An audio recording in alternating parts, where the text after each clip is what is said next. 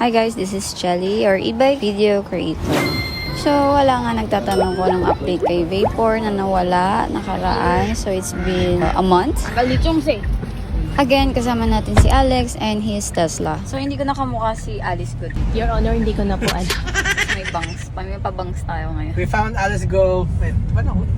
Nakulong ba yun? Oo, nakulong forever na. Lumabas pala. Legs.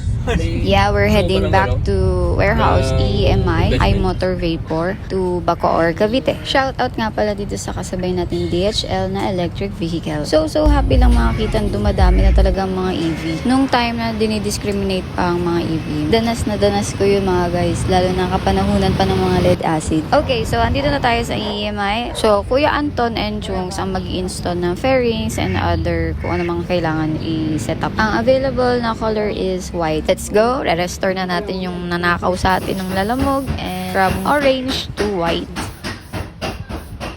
So guys, yung dating fairings ni Alex nandito pa.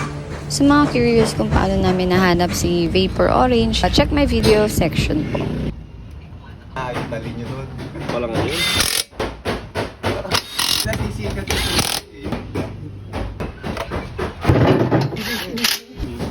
Dami ang bar.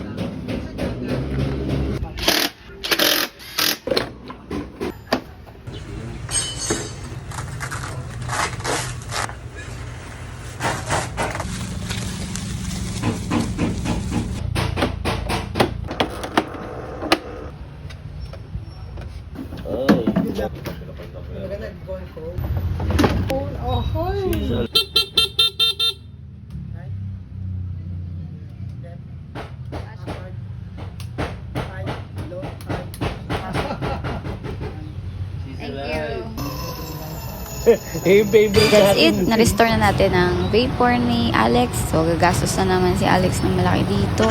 Pero, ang importante, na-retrieve pa.